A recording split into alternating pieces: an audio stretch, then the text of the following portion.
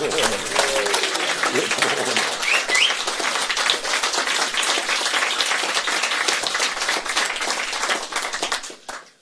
morning, everybody.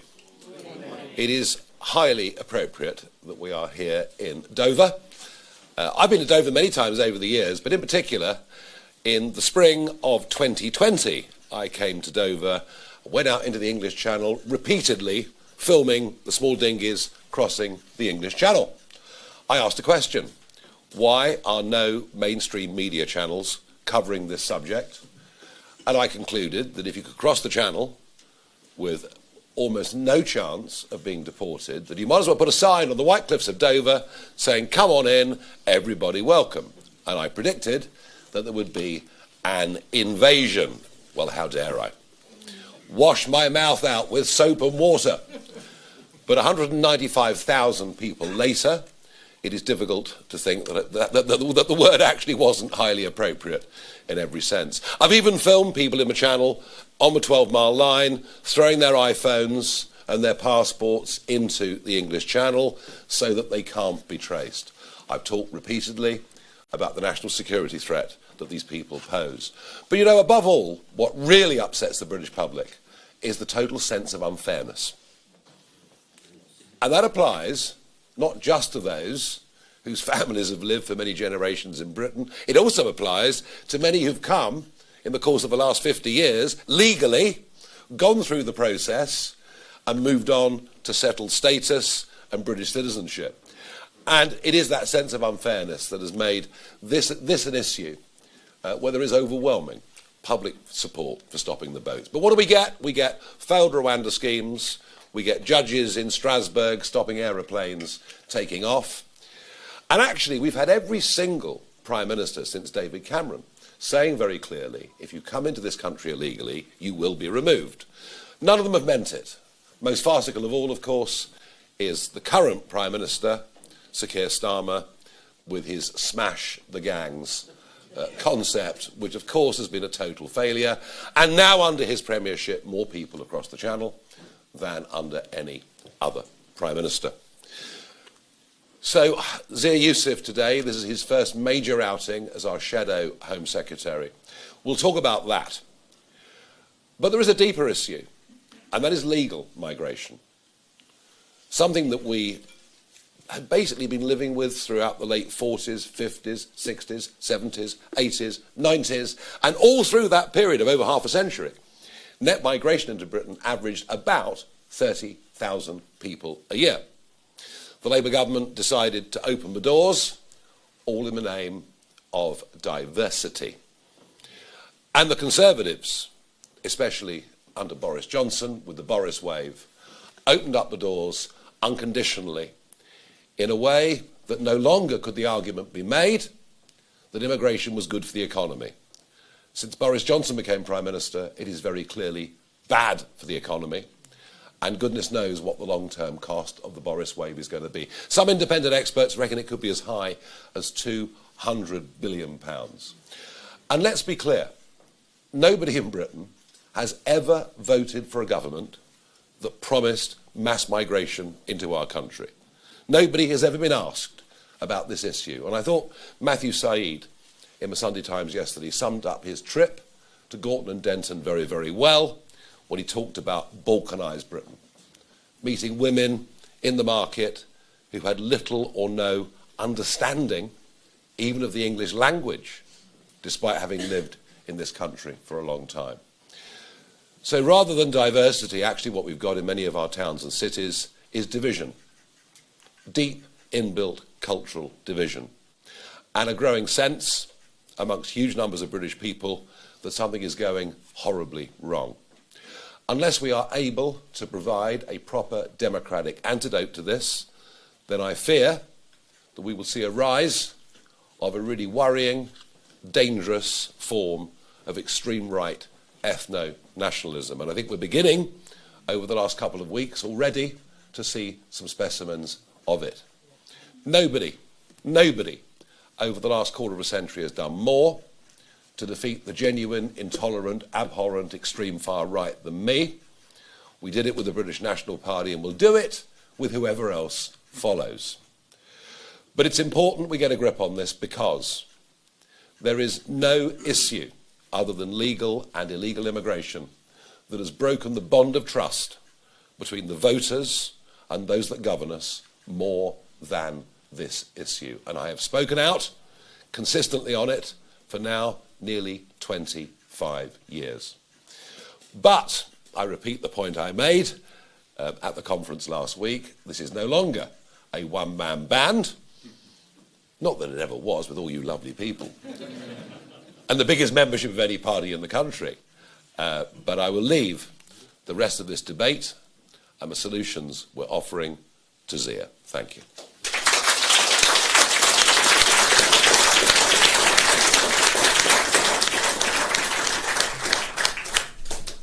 Thank you very much, Nigel, and good morning, ladies and gentlemen. At the heart of any civilized nation lies a social contract, a simple understanding that binds people together. You get up early, you work, you pay your taxes, you play by the rules, you raise your children to know right from wrong, and you obey the law. In return, the state owes you something basic and non-negotiable, a country that still exists, borders that mean something, streets that are safe, a home that is recognizably yours. If the state cannot guarantee that, then it has broken its contract with its own people. But just look at what the legacy parties have done to Britain. Take a look at our streets, our towns, our cities. Our borders have been left open and undefended. Knife crime stalks entire neighbourhoods. English girls were raped on an industrial scale while those in authority looked the other way. Tens of thousands of men have arrived on our shores and been given hospitality at the taxpayers' expense. Ladies and gentlemen, that social contract has not merely been broken, it has been shattered. As Home Secretary, my priority will be simple. The British people come first. Their safety, their prosperity, their future. That is what guides Nigel Farage. It's what guides me and our party. Every decision we take, every law we enforce, every policy we fight for flows from one simple principle. Put Britain and its people above all else. I will be relentless and unflinching in pursuit of this objective. Look, I'm the son of immigrants myself. My parents came here in the early 1980s. And when they did, they had to travel where the work was. My mother frequently told me how welcoming the people of Britain have been to them. They went from Cardiff to Cornwall to Bells Hill, where I was born, to Cambridge, to London. My childhood memories are punctuated with stories of the warmth, the generosity and open hearts shown to my parents. This country has given me every opportunity.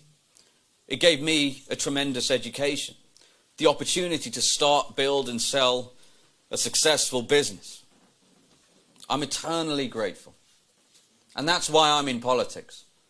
I love my country. And it's why, as Home Secretary, I will not allow the generosity of the great British people to be taken advantage of.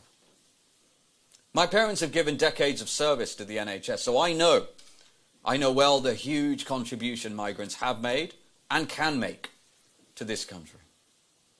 But when my parents came to this country, the levels of legal immigration were what illegal migration levels are today. For years, the Tory Labour Uni Party has looked the other way while the very fabric of our society has been under attack.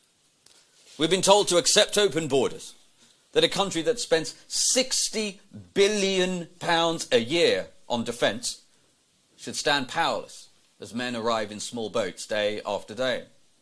That we should shrug as our streets change, knife crime rises, and the traditions and culture of Britain are steadily and heartbreakingly eroded.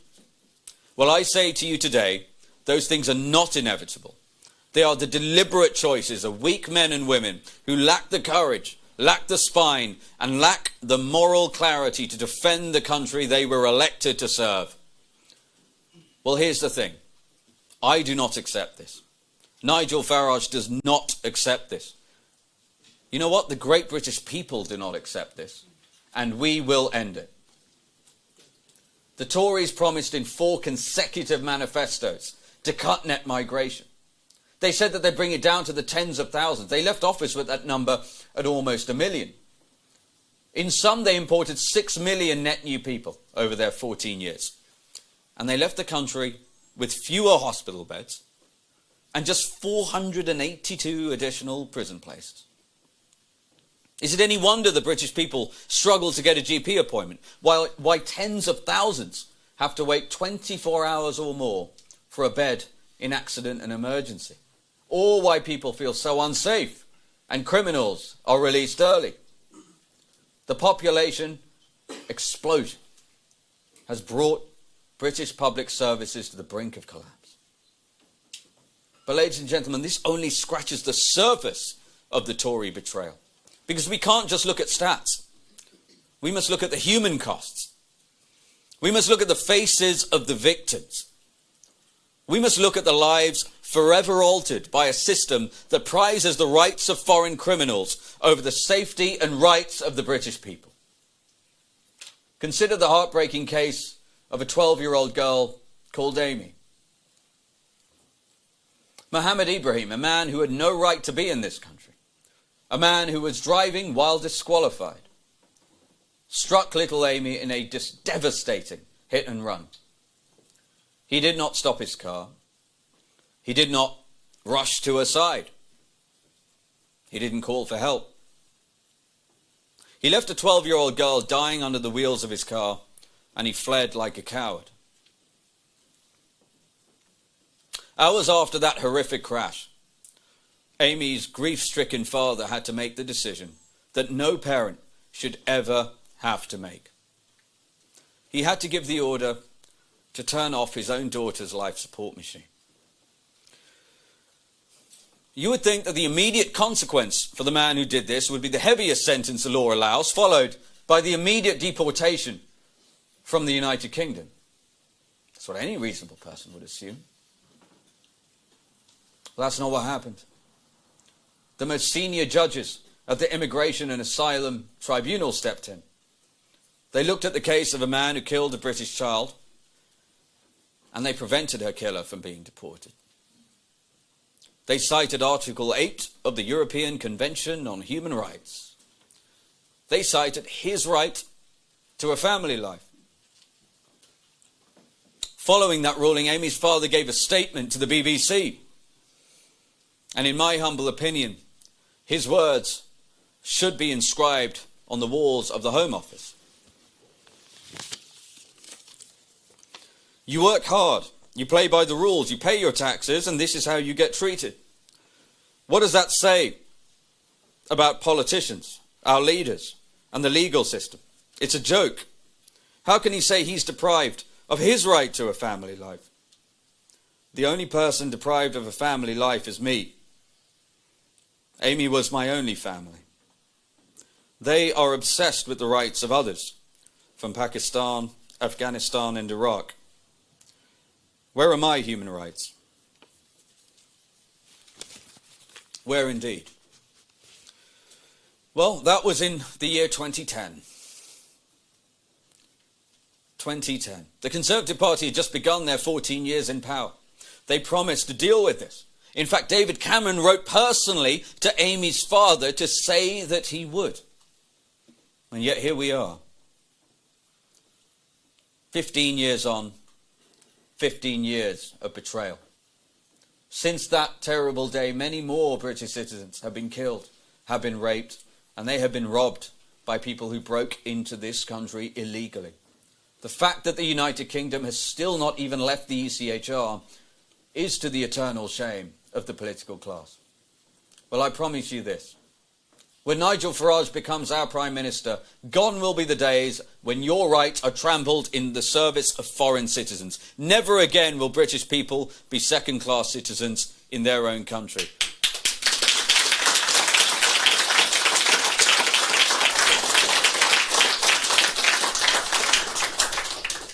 Under a reformed government, His Majesty's Parliament will be sovereign once again, and the rights of the great British people will reign supreme. This system is so broken, so morally bankrupt, that committing serious violent crimes can actually improve a foreign national's likelihood of being granted asylum. I want to repeat that. Committing brutal crimes can make it easier for illegal migrants to stay in Britain. There are countless examples. A Zimbabwean paedophile, a man jailed for over 5 years for unspeakable child sex offences. Was he removed and sent home? No, he was allowed to stay because judges cited Article 3 of the ECHR. They argued he would face hostility in his home country. We saw an Albanian drug lord jailed for running an illicit cannabis factory avoid deportation after judges ruled under Article 8 that kicking him out would deprive his daughter of a male role model. Think about the moral sickness of that decision. A convicted, organised drug kingpin held up as an essential, protected role model by British judges. A Ugandan gang member who clubbed a man to death in the back of an ambulance. A man who received a life sentence for murder successfully won the right to stay in Britain to protect his mental health. His lawyers successfully used Article 3 of the ECHR to argue it would be inhumane to send him back to a country with poorer mental health facilities than our NHS. He barbarically took a life, and the British taxpayer is now forced to cater for his mental wellness. How can anyone hear all this and argue that Britain is not broken? How many more people must die at the hands of those who should never have been in our country in the first place? How many more victims' families must be devastated in this way when their rights are placed beneath those of criminals? The answer is none. Vote reform, we will leave the ECHR and end this madness.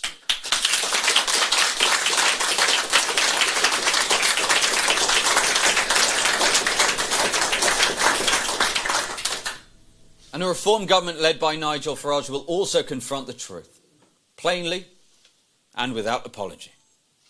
Our country is being invaded. Now, I know many in the establishment gasp at that word. They may well clutch their pearls in the television studios.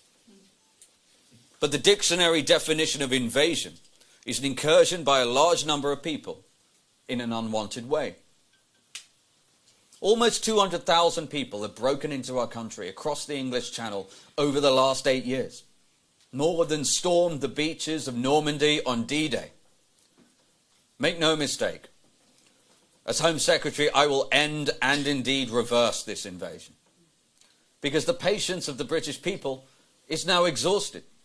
We're unwilling to accept that Britain's borders should be open and undefended. Unwilling to accept that Britain must surrender its sovereignty to foreign courts. And yes, this is a national emergency. That's why upon winning the next election, a reform government will launch an emergency programme to track down, detain and deport all illegal migrants in the United Kingdom.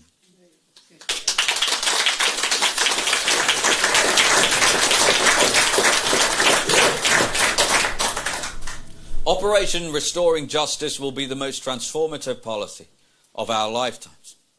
Now, some have already called our plan draconian. Our response? Britain is being invaded. Hundreds of thousands of men continue to arrive on our beaches illegally. Our plan is the only appropriate response to a national security emergency. It will immediately stop the boats by sending a clear message that being in our country illegally now has an ironclad consequence: immediate detention and removal. Deportation is the ultimate deterrent. As Prime Minister, Nigel Farage will direct every instrument of state to ensure illegal migrants are removed from this country. We will pass the Illegal Migration Mass Deportation Act. And the draftsmen who worked on this legislation were given a clear instruction that when Nigel is Prime Minister, there will not be a judge in the country that will be able to prevent flights from leaving.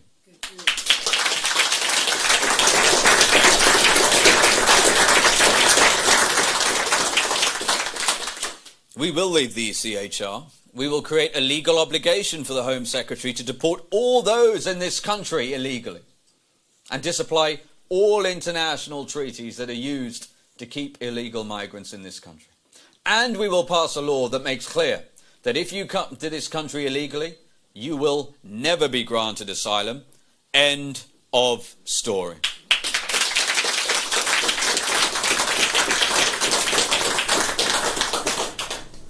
We will create a new agency, UK Deportation Command, which will have just one mission: to track down and detain those in this country illegally.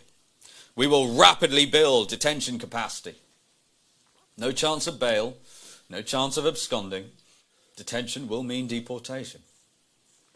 We will embark on the most audacious charter flight operation since World War II, ramping deportation flights to 5 departures every single day.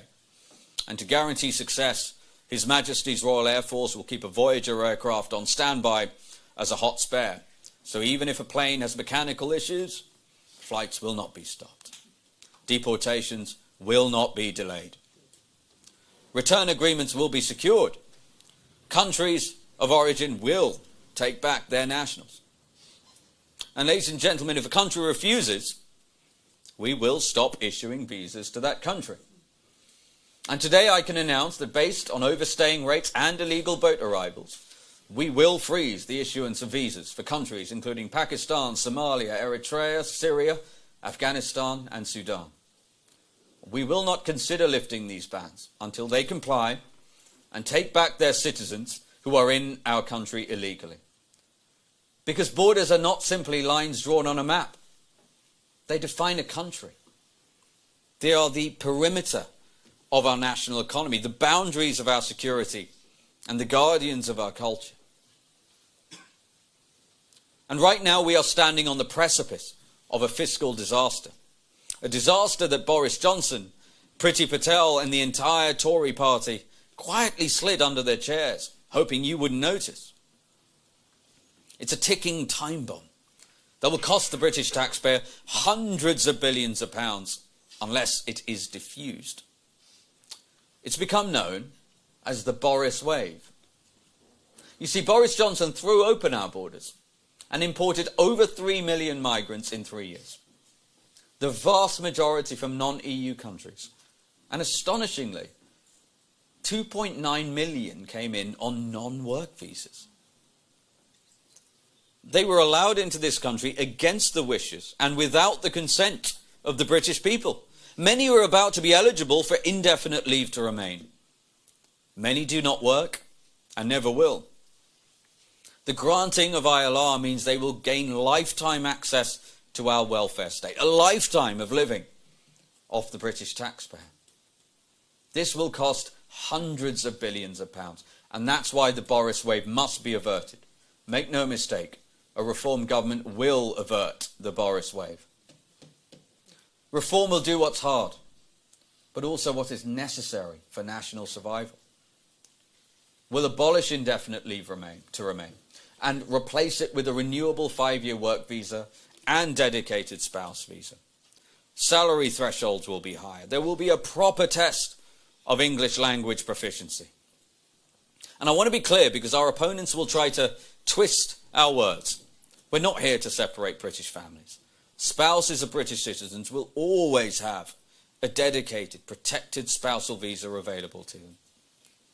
But our expectation of migrants in Britain is simple. We expect you to more than pay your way, to contribute to our economy, to speak English, and to not commit crime. There will be a special temporary worker programme to aid adjustment for lower paid workers in national critical industries such as care. But for every one of those visas issued, a commensurate training place will be created for a British worker, because that's how Britain weans itself off this addiction to cheap foreign labour. And look, having built and run a successful business myself, I know that people respond to incentives. For too long, witless politicians have created an incentive for people to come to Britain and take advantage of the goodwill of the lovely British people. That's why Nigel talked about Britain now being a food bank for the world. British taxpayer funds should be spent exclusively for the benefit of British people. The British welfare state should be available exclusively for the British people. And ladies and gentlemen, it's a slap in the face to every working man and woman in this country. The British taxpayers have been forced to spend £15 billion on universal credit welfare payments to foreign households in the last 18 months alone. Think of the state-of-the-art hospitals that money could build. The thousands of police officers it could put on our streets. The tax cuts it could deliver to struggling British families. We will stop this hemorrhage of national wealth. A reform government will terminate welfare payments to foreign nationals.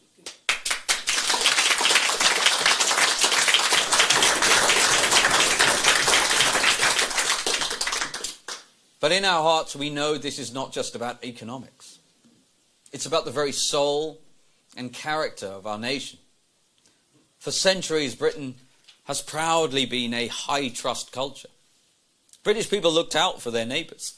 They respected the law, not out of fear, but out of a shared sense of civic duty.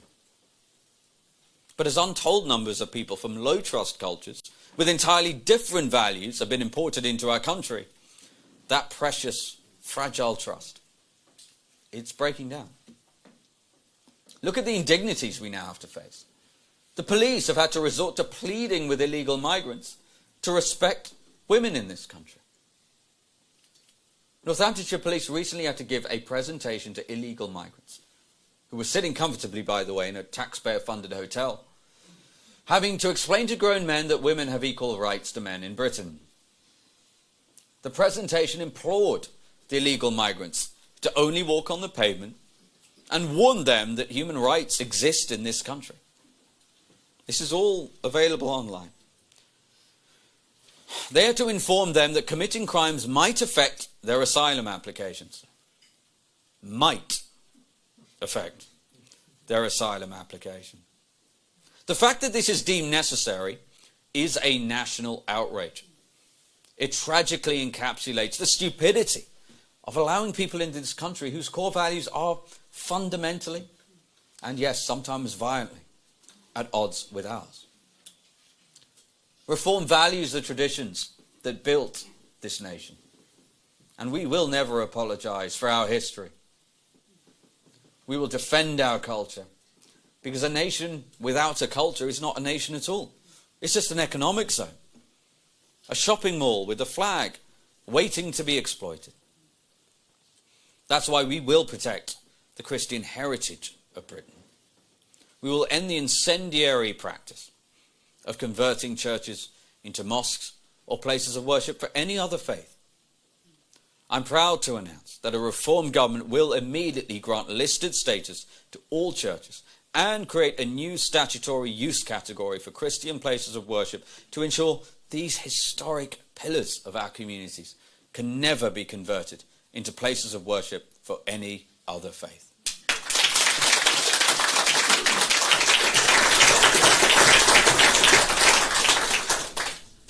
Putting British people first means making British people feel safe. Safe in their homes, safe walking our streets, safe commuting to work, safe playing with their children in the park. But right now, they simply do not.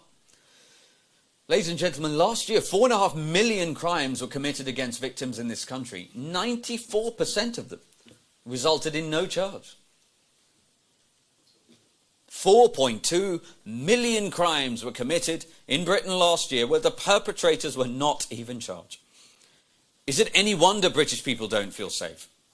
Knife crime across England and Wales has grown dramatically over the last decade. Is it any wonder British people do not feel safe? As your Home Secretary, I will overhaul our police force.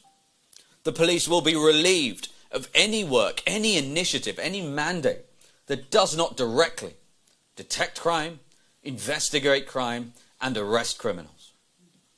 Our police are good, brave men and women who put themselves in harm's way to keep us safe.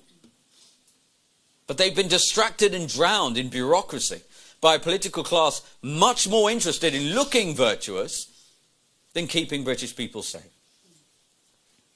Under reform, they will spend their time detecting crime, investigating crime, and arresting criminals. No more dancing on social media, no more painting police cars with pride or trans flags, no more policing legal speech on the internet, no more DEI coordinators draining budgets. As Home Secretary, I will ensure our brave police officers have a laser focus on their duty.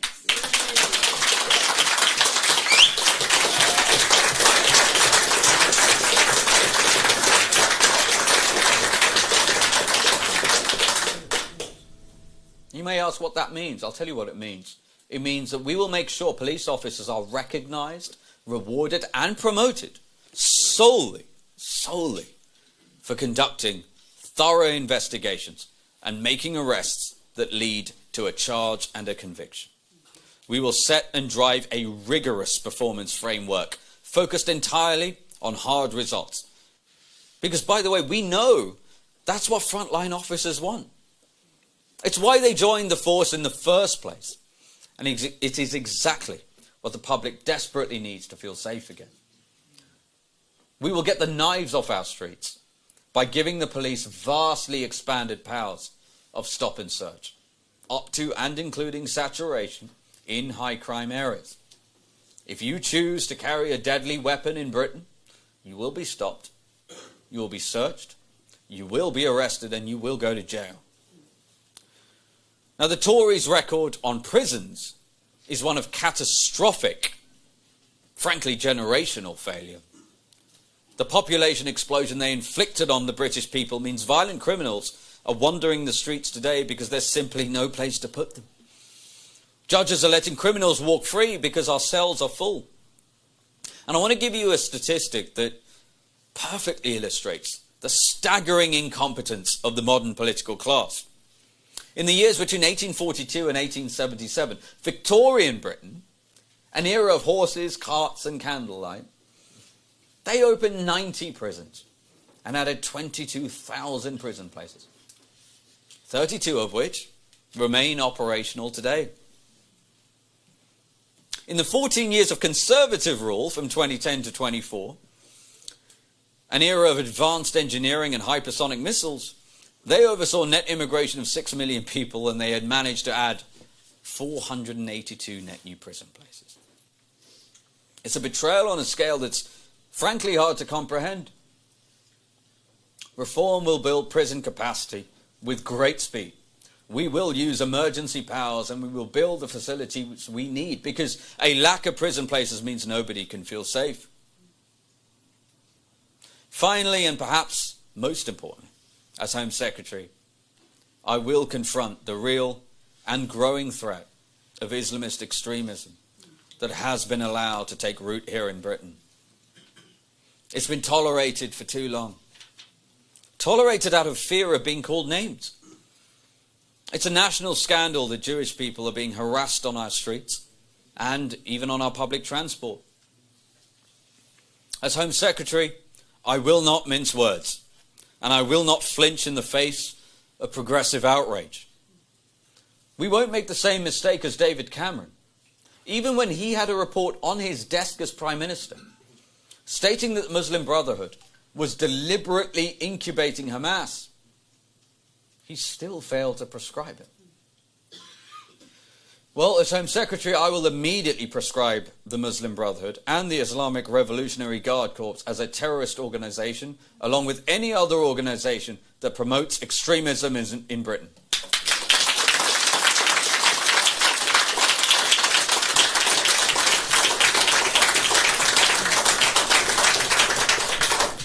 And I want to be clear. If you come to this country to upend our legal system or to do us harm, you will not be welcome here. I will overhaul the Prevent Counter-Terror Programme. As the devastating independent report by Sir William Shawcross highlighted, Prevent is unfit for purpose. It's become a bloated bureaucratic exercise in diversity training and social work, rather than a focused instrument of national security. He even said, and this is a direct quote from his independent report, he said it has a, quote, institutional hesitancy to tackle Islamist extremism over fears of being labelled Islamophobic. That is an astonishing indictment of an organisation charged with preventing terrorism, given 3/4 of MI5's caseload is Islamist terrorism. Under my leadership, Prevent will be laser focused on one thing: detecting extremists before they can kill British people.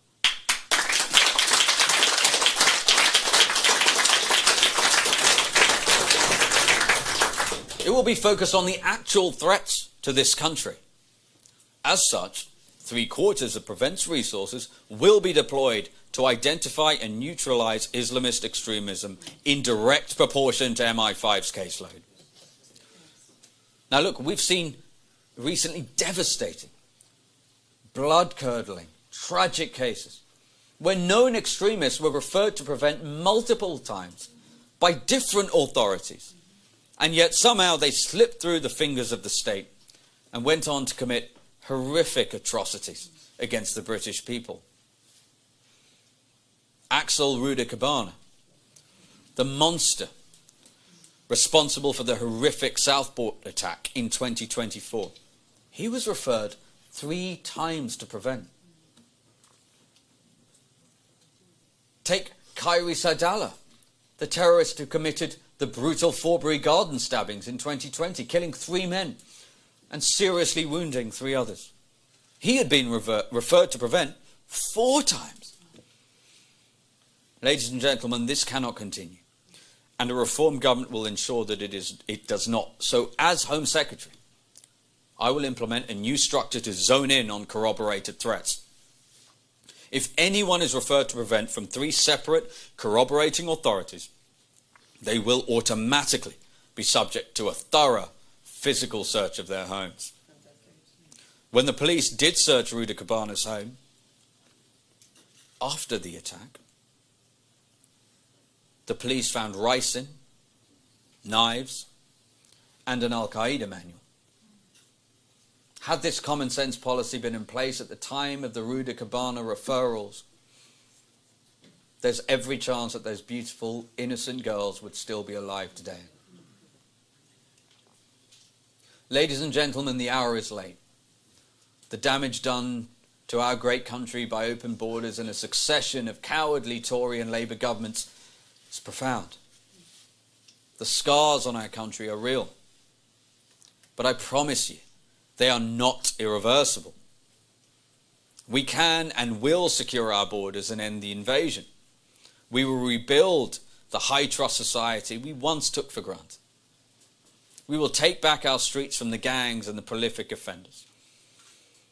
And we will revive the ultimate sovereignty of our parliament. We'll discard the foreign laws that protect the wicked at the expense of the innocent. We'll do all of this. But it requires a fundamental seismic shift in how we are governed. It requires a government that wakes up every single morning with just one thought and one thought only, burning in their minds, putting the British people first.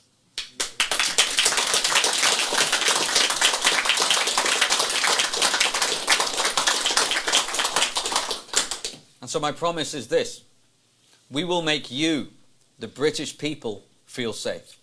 Safe in your homes, safe walking your streets, safe going to work, safe playing with your children in the park. We will bring back justice to a system that in many cases has forgotten the meaning of the word. We will bring back order to streets that have surrendered to chaos. We'll secure our borders and protect and defend our culture. Together, united under Nigel Farage's leadership, we will make Britain safe, proud, prosperous and powerful. Thank you very much, ladies and gentlemen.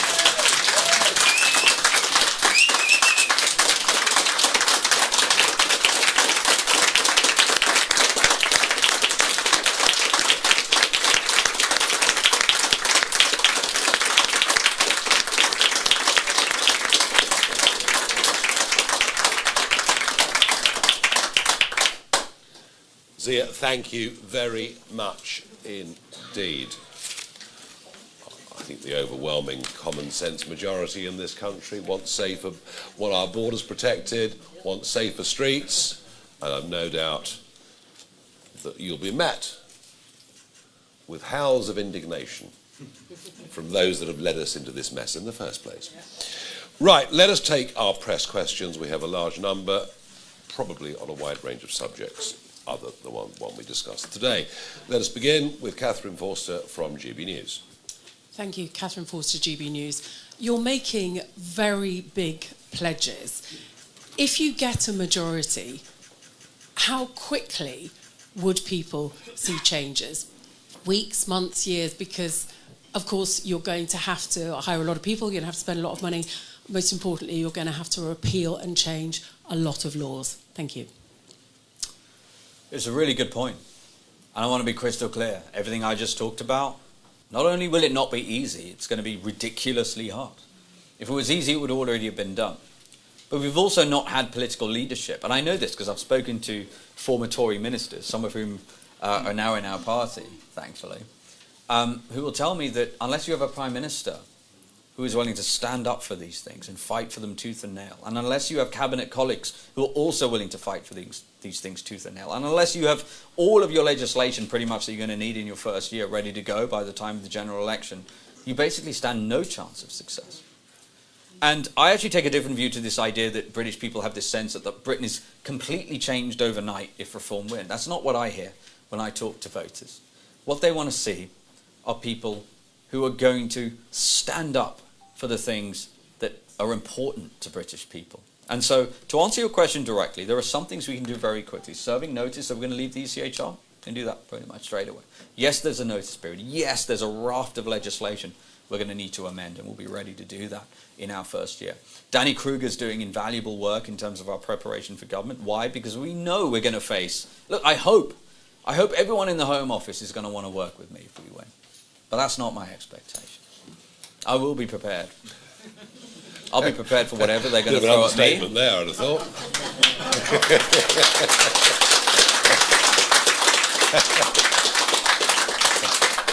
So listen, we've got to be real about my assumption. I hope I'm wrong, but every non-elected institution in this country will work through every day and every night to try to stop what Nigel's trying to do, what I'm trying to do, and everyone else in the Reform Cabinet will try to do. We'll be ready for that. So, look, things will start to change pretty quickly.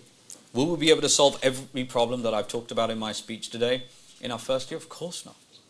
But as human beings, we're much more sensitive to trajectory and velocity than we are to absolute position. And I think what people will see very, very quickly, if Nigel's our next Prime Minister, and that's the decision British people deliver, they will start to see it's morning again in the United Kingdom. Very good, thank you. Yes, bold and ambitious, and what really Zia is talking about is a change of direction by 180 degrees.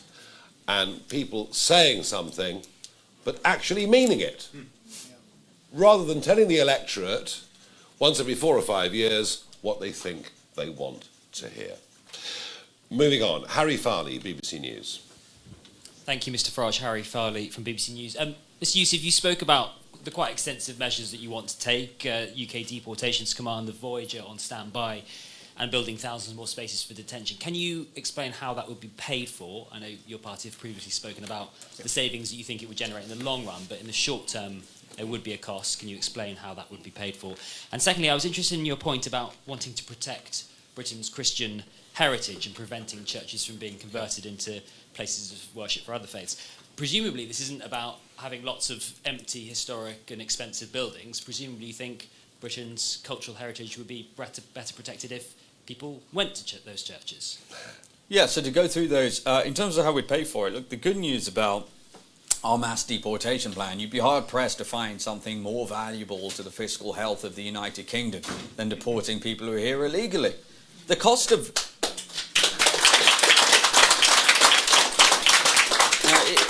I know it sounds like a political punchline, as Nigel said when he was asked this question before. So how can we afford not to?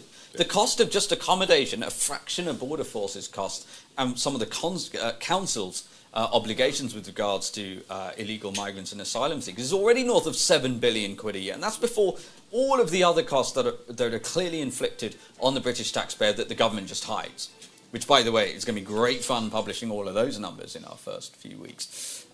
So look, if you look at the realities of the technology that's available today, it's possible to stand up 3,000 illegal migrant detention beds in the space of 8 days. I mean, that's what America did, for example. And there are some things that we would not obviously emulate from the American approach to mass deportation, but that is absolutely technology that is available to us. Well, what's been lacking is the political will. I totally reject all of this nonsense that these things are simply not possible. So this would be fiscally positive to the United Kingdom within our first term of government. In terms of the point about preserving Christian heritage, look, it is beyond the scope of a Home Secretary or a Prime Minister or any elected official to tell British people what religion they should follow or whether they should follow a religion. This is about Britain's Christian heritage. Look, I'm not Christian, but I went to a Christian school.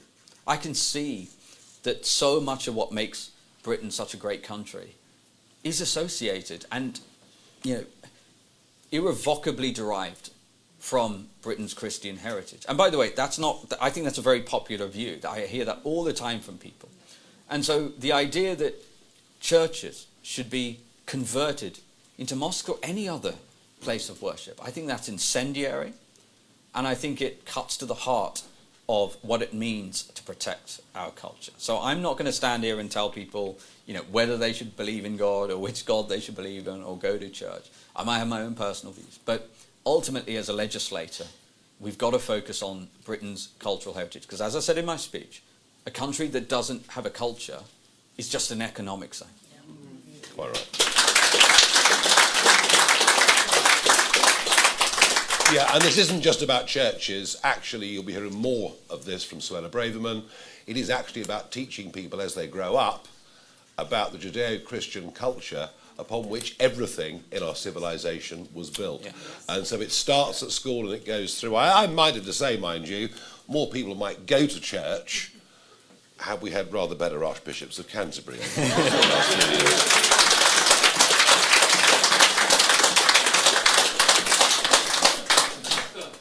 Last chap, goodness gracious me. Right, now Sarah Saunders from ITV News.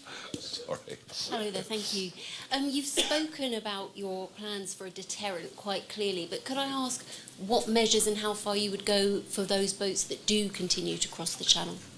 Yeah, so two things. Number one, we're going to surveil the hell out of our maritime borders, for sure. That's the first thing. And this technology already exists. Right, again, what's lacking is the political will. That's number one. Number two, every single person who attempts that journey to arrive in our country illegally will be detained and will be deported. And no one's going to convince me that if we do that, that those boats are going to still come. They will stop coming. Who on earth would pay if you have a 100% certainty of being detected and deported? And again, the technology has existed for years to be able to do that. So look, am I open to, and this would obviously be for a future reform Minister of Defence to determine with Nigel, but are we open to using the Navy for these operations? Absolutely. But here's the fundamental point. If every single person who tries to come to this country illegally is detained and deported, they will stop coming. And that is a contrast, by the way, to what happens currently. They get a complimentary ferry service from halfway across the channel by Border Force. They get free taxis, free, in many cases, 4-star hotel accommodation with a swimming pool, free TV via a free TV licence. You all have to pay for your TV licence. Free healthcare, free meals, free activities. I mean, I could go on. So once you change the incentives, human beings respond to incentives. Those boats will stop coming. Yes, and there is a precedent for it. Australia had exactly the same problem. The boats were slightly bigger. They were coming from further away, namely Indonesia. And the Australian government's tried everything. Prime Minister after Prime Minister said, we're going to stop the boats. And of course they didn't. Until in 2012, Tony Abbott made it absolutely clear. One, you come via this route, you will never, ever, ever be granted refugee status. And two, do you know what he did? He towed the boats back to Indonesia. And guess what? Within 2 weeks, they've stopped coming. And I have warned Jordan Bardella, who is the bookie's favourite, to be the next French president, that after £800 million of British taxpayers' money has been given to the French government to stop these boats from leaving, that if necessary, we'll get the Royal Marines to tow the boats back to the French beaches. And he gulped hard.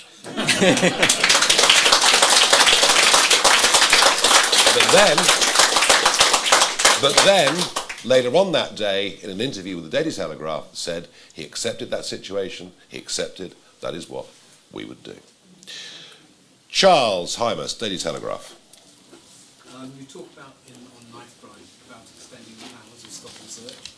In what way precisely would you remove the need for them to have reasonable suspicion of the possession of a weapon? And then secondly, obviously one of the big things this week, we're probably going to get the bill on jury trials and the idea of scaling back, halving the number of jury trials. Does the party have a view on where you stand on this issue? Yeah, so on knife crime, so the first point to make is that stop and search works. As the Americans call it, stop and frisk. You can see what happened in New York. It was astonishingly successful, in frankly a much more difficult environment than the one that we have in Britain. It worked there. It works in places like Japan, where people are routinely stopped and searched, and their knife crime issue is virtually non-existent. So there are laws that already exist in this country that allow senior police officers to make a decision that this is an area which we're concerned about, where that we have some intelligence, we're going to go and make. We're going to go and use stop and search here, but they're allowed to do that for 24 hours, extendable by another 24 hours. So the precise thing we are announcing today is that we will expand that to 30 days. Now we're going to couple that with, of course, leaving the ECHR. We've already talked about repealing the Equality Act and replacing it with something much more fit for purpose. So all of the other tools that are otherwise used, frankly, to intimidate police officers into not doing the obvious thing will no longer be available to them. And the test of that is that something like the Notting Hill Carnival, where people are stabbed, countless people or hundreds of people are arrested. That's exactly the kind of scenario where police officers will be able to use their operational discretion to move in on intelligence in a specific area to use to use stop and search. I want to say one other thing about this too, because the primary reason, for what I can tell from all the reading I've done, why stop and search is not used in this country is because officers, politicians, anyone who talks about using it, even though it obviously works, is that they're racist. Because the people that would be disproportionately stopped by the police would be ethnic minorities, right?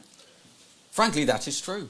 That's what all the data, I looked at the data, that is true. But here's what they never tell you. The blood that soaks the streets as a result of those deadly weapons is invariably of those same ethnic minorities. And if you speak to, as I did, for example, a Somali mother whose son thankfully survived but was attacked with a machete, would she rather her son be mildly inconvenienced by a very respectful, law-abiding police officer through stop and search to avoid ever receiving a knock on the door from that same police officer, giving her the news that no mother should ever receive? Yeah, you bet she would. I was in court in November, not as the defendant, no. Thanks for clarifying. It has happened before, but it's very interesting. I was told, get there at 10 o'clock, this is at Southwark Court, get there at 10 o'clock for a 10:30 start. So I dutifully got there at 10 o'clock for a 10:30 start. To be told by my barrister, well, it may not start at 10:30, it might not start till 12:30 or maybe even 1 o'clock. I said, well, surely that can't be right. There's a backlog, isn't there? A massive backlog. Yeah, but it all depends what time the defendant gets delivered to the court, and often they're several hours late.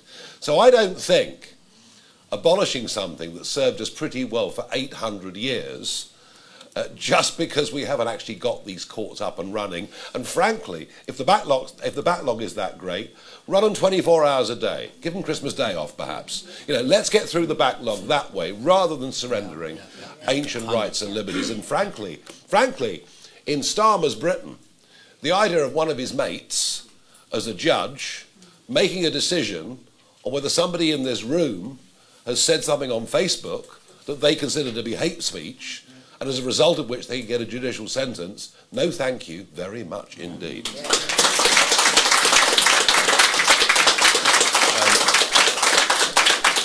Michael Knowles, Daily Express.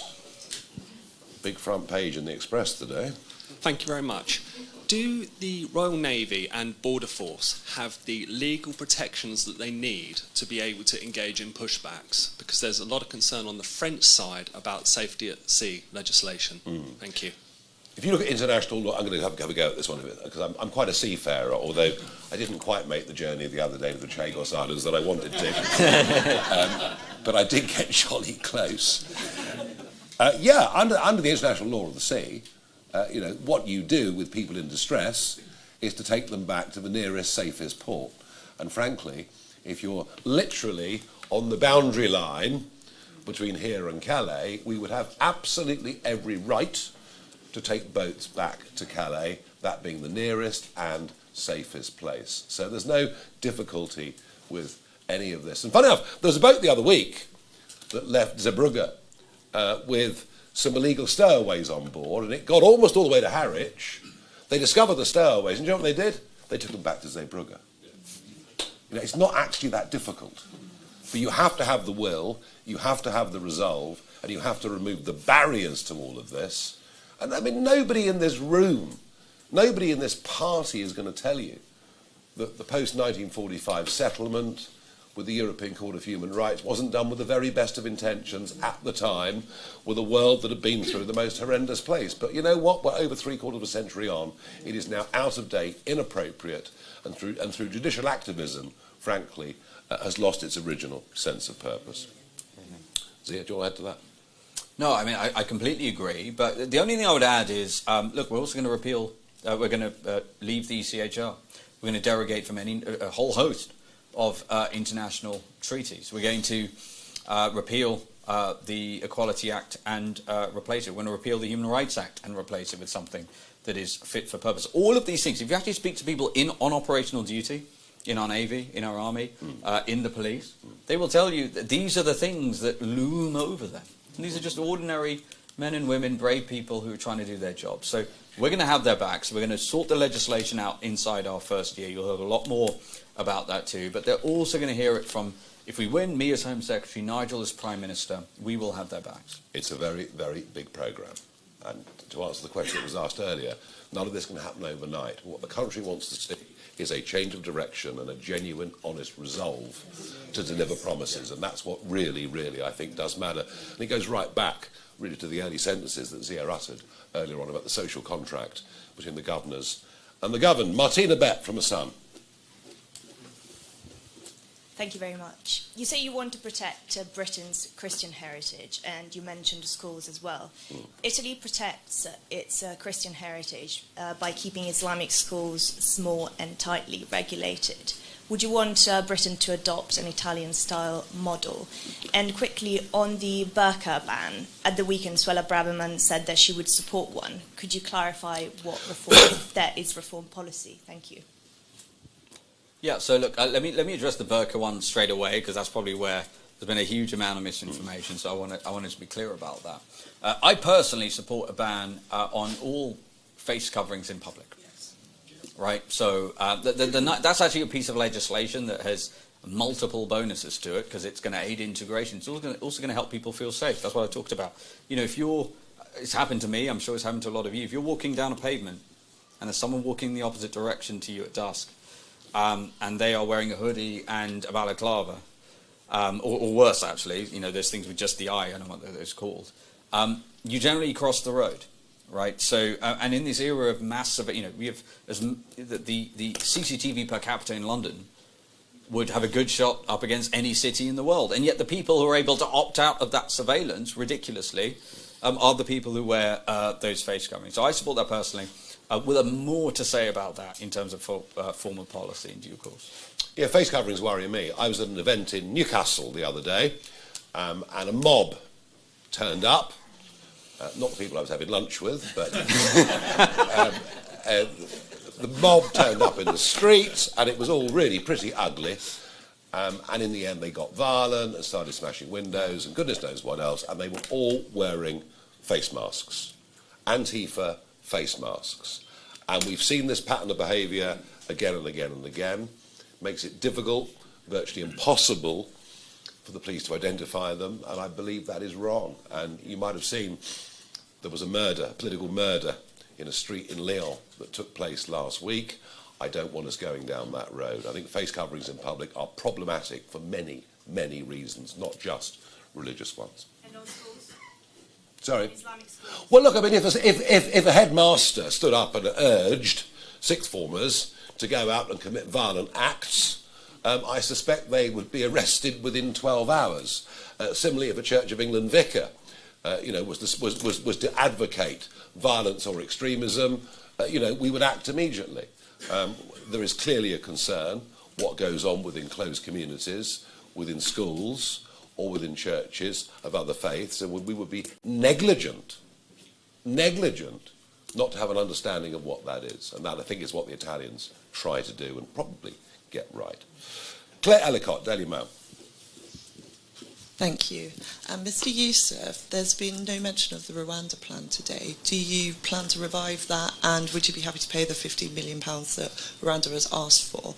And just quickly on you mentioned increasing detention centres. Would they be built in the UK or abroad? And Mr. Farage, do you think the UK should retaliate against Donald Trump's tariffs? Thank you. Okay, so on the Rwanda plan, and would we pay Rwanda compensation? Absolutely not. No chance of that whatsoever, so let's clear that up. Number two, would we look at potential options in third countries? Yes, frankly, and I get it. This is the problem with the whole third country thing is the Tories, as always, they completely screwed everything up, paid an insane amount of money. Even at the point when it was obvious they were going to lose the next general election, they still did it. And importantly, they never took even remotely the legislative steps to give that programme the slightest chances of actually succeeding. As Robert, who's here in the front row, would tell you, there's absolutely no chance that thing had any chance of success, even if they'd stayed in power, because they didn't even leave the ECHR, which is a necessary, albeit insufficient, precondition to success. So we will look at third countries for a small minority, but there's plenty of space in areas that are where very few people live as a result of this modern technology that's been used in America and in other countries with regards to modular detention capacity, and that's where we'll build it. We got our retaliation in first, didn't we? We told the American president last week that he could not use bases that were British territory for an attack on just about the most evil, theocratic, ghastly regime in the world of Iran. We've got our retaliation in all right. And in fact, I think if much more of Starmer, I shudder to think what our defence relationship with America will be going on from here. People constantly say that Trump threatens the NATO alliance. Well, the truth is, over the last decade, he's actually made the NATO alliance stronger. Yes, they may be bullying tactics, but he's made people pay up and make big promises. Even the Germans now are talking about massive increases in spending. But if you say to your American allies that they can't use bases such as whether it's Fairford or who knows, maybe even Diego Garcia, and if at the same time you hand over the sovereignty of Diego Garcia, America's most important strategic military base in the world outside of their mainland, and you put it under Mauritian sovereignty and you trust them to honour the terms of the agreement, when effectively you're turning the Indian Ocean then from something that has been stable since 1945 into literally a big geostrategic battleground between India and China. And you can see those signs already. We're not in a great place. Look, Trump's tariff policy is going to hurt us. We know that. We also know that with good relationships and good negotiations, we can get our way around that.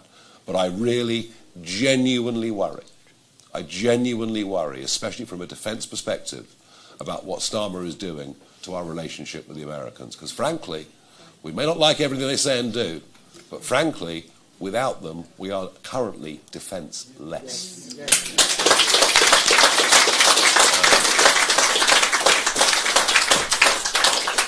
James Hill, The Spectator.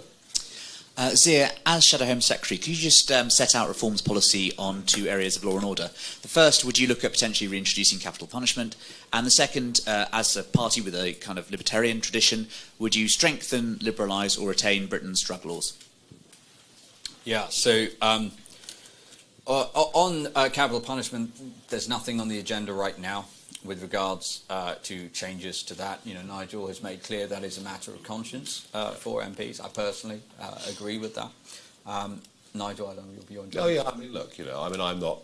When I was very young, I was in favour of it. I now, given the number of deep, long-term injustices that have been revealed over the course of the last few years, I could never ever support it. But I do feel strongly that on issues like this, on issues like abortion, that these very much should be individual matters of conscience as opposed to party policy. I feel that quite strongly. Drugs? Yeah, look, I will say what we're against. We're against primary school children being taught how to take, quote, drugs safely. Just vote Green, it's easier, you know. I mean, we're against, you know, Britain turning into the world's biggest crack den. We're against, by the way, this is like official Green policy. You know, we're in this age now where people are so desensitised to stuff that just appears on social media and all that. But this is literally official Green policy. They want to legalise crack cocaine. They want to legalise heroin. No, we are dead against those things. And I would also say this, to the degree the drug laws apply, we need to make sure that they're actually enforced. But there is a battle right now in British politics around this issue, because the Greens are polling, you know, way higher for comfort than most people would like. And we're seeing this in Gorton and Denton. We're seeing in some cases very otherwise socially conservative voters potentially being lured into voting for a party that would literally legalise crack cocaine, heroin, and teach very, very young children how to, quote, take drugs safely. That we are against.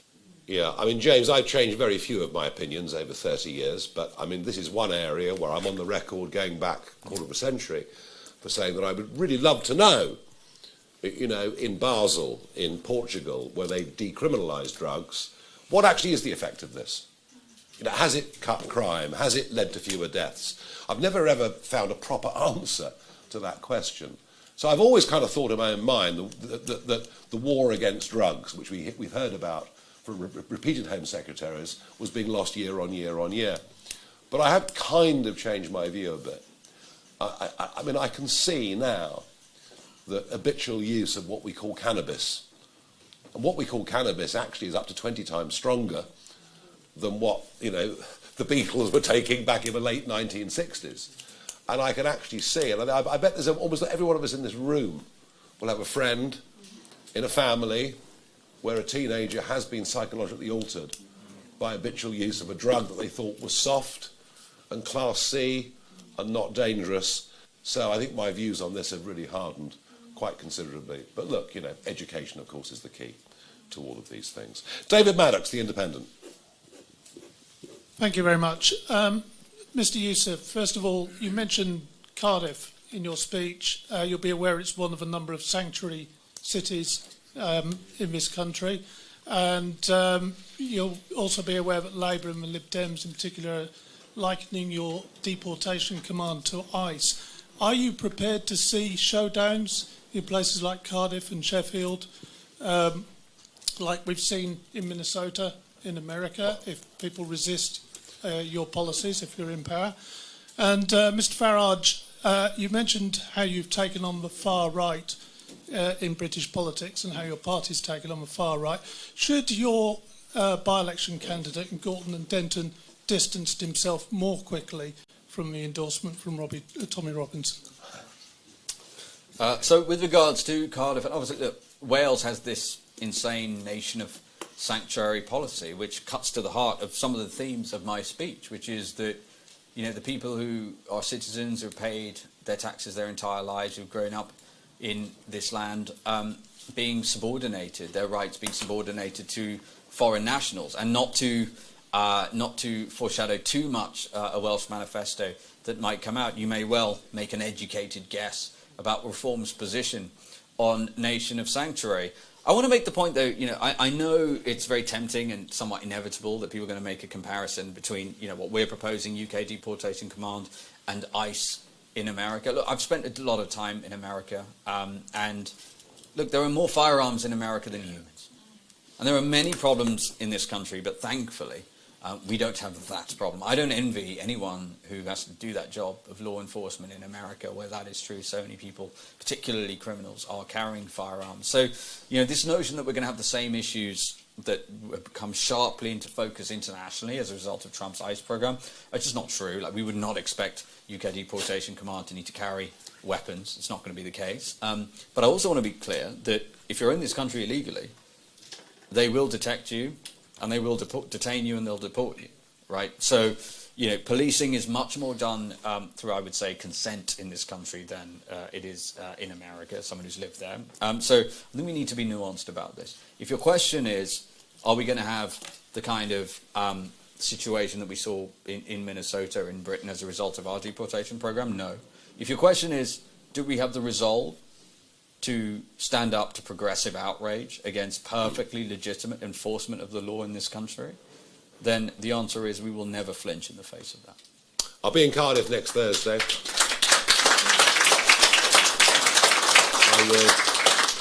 I'll launch the Welsh Manifesto next Thursday. I hate leaks. But I can give you a sneak preview. That if we win the Welsh Parliament elections, Cardiff will no longer continue to be a city of sanctuary. All right? Keep it very And on the question about Matt Goodwin and the by-election, what people out there always try to provoke a reaction. And if you fight back at something, you deny something, all you do is give the whole story a bucket load more oxygen. And if Goodwin had done, as you sort of hinted and suggested in your question, then we would have read a lot more about it over the course of the last few weeks. We just let it go by. And sometimes not engaging in a fight is actually the right thing to do. Thank you. Anna Heater from the Press Association. Thank you. Under your UK deportation command, you said there will be up to 288,000 people deported a year. How have you come up with that target? And how also will this command be any different from Border Force's remit and what they're already doing? Thanks. Yeah, so I want to be crystal clear. That 288,000 number is a function of the detention capacity that we will create. Right, so I've spent a lot of time with my team looking at countries that have successfully embarked on and delivered mass deportation programs. Actually, it was President Obama, of all people, that became known as the deporter-in-chief, because he actually deported millions of people across his two terms, many of whom were actually enforced deportations. That's not something you hear very much, but it's absolutely true. So what the detention capability, so we're talking about 24,000 detention beds being built in a very short period of time. So that would mean an incremental 20,000 from the current capacity that already exists. That will give us the capacity to do that. Look, we're going to deport hundreds of thousands of people across our first term. Can I give you the exact number now? Can I give you no, that would be silly, because it's going to depend obviously to some degree on how quickly in particular we're going to be able to pass the legislation and get that team staffed. But number one, if you're in this country illegally, you should not expect to stay. You will be deported. And number two, this program will be the biggest mass deportation program in this country's history. Samuel from Politico. Hi, thank you. I'm interested in the issue that you see with churches. It seems that the Church of England actually bars churches that are sold from being turned into worship sites. So can you give any examples, or how many kind of churches you've seen do this happen to you? And will you also block churches being sold to be turned into housing? Because that seems to happen probably a lot more regularly. Yeah, so number one, churches have been turned into places of worship of other faiths. I can send you a list of 41 straight away. Wow. Might not sound like a very big number, but those are confirmed numbers. There are many, many more going through planning permission at the moment. So that's just not true that it's in any way legally prohibited. And sometimes people go, well, it isn't thousands, so why are you passing legislation? Which again is just like this sense of learned helplessness. The whole point of passing legislation is to prevent a really bad thing from happening. And based on the correspondence I get from local residents, many of whom are not even practicing Christians, by the way, they are very, very concerned and in some cases disturbed about that. And I think that I totally understand it, which is why we're proposing this. And then, in terms of, I get that, inevitably you're going to ask, oh, well, what if they turn it into a nightclub or something like that? And, look, if you're a legislator and you're trying to pass legislation, you've got to draw the line somewhere. I think the thing that is really incendiary, that really upsets people, because we're not here to moralize on people, is turning churches, in some cases buildings have been churches for hundreds of years, into places of worship for other faiths. There's just no need for it. It's deeply incendiary, and it cuts right, I think, into the heart of the cultural heritage of this country. Yeah. Getting there, two more. Tom from Politics Home. Thank you. You talked about relieving the police from DEI mandates. What will be the consequences for individual forces if they go against this and continue to hire on the basis of diversity?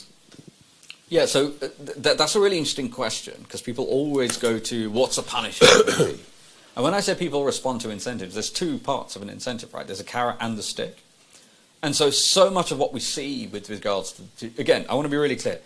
Our police are brave men and women putting themselves in harm's way, doing an insanely difficult job in this day and age where everyone's got a smartphone in their face. The moment they're actually doing anything and they have contact with the public, they have smartphones in their face, right? And obviously there was this footage of this remarkably brave and eloquent woman who, and we've all seen it, and my highest respect and commendation to her. So it's a very difficult job. But we've also seen the footage of police dancing and police painted police cars and in pride flags and things. And if you vote for a reform government, that stuff will end. And I want to be clear: we will ensure that police are recognised, rewarded, and indeed promoted based simply on their ability to detect crime, to investigate crime, and to arrest criminals. If you do that, then that statistic I gave you earlier, which is that 9 out of 10 offences last year saw no charge, that will change very quickly. Yeah, I think she should get a medal, Zia. I thought she was absolutely amazing.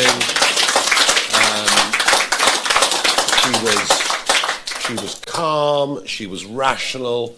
Wow, that took some real strong inner moral courage to stand up and do that. No, it was absolutely extraordinary. Last question, Dave Burke, The Mirror. Hiya, thank you very much. You've spoken a lot today about Christian values.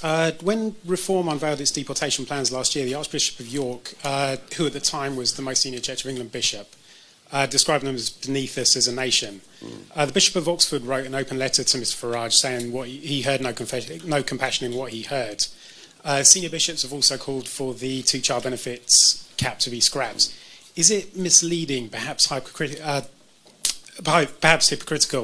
to be going around the country talking about Christian values when senior Christians who spend their life studying the Bible are uneasy with your policies? You've just explained beautifully. You've just encapsulated so beautifully, I couldn't have done it myself, why the Church of England's gone to the dogs. Absolutely. So is it then... All right. Sorry, did you have one more question? Yeah, so just going on from that, so is it then that a lot of the bishops, particularly those in the House of Lords, don't understand Christianity as well as you do? I think they've got a rather twisted view of what their flock in this country actually want them to do. And we are completely open to genuine refugees. They must have their head in the sands, these bishops, if they cannot see that aggressive young males chucking their iPhones and passports into the English Channel at the 12-mile line so we can't find out who they are. If they don't understand that that is a threat to our country, then frankly, they're not doing a very good job. Thank you, everybody.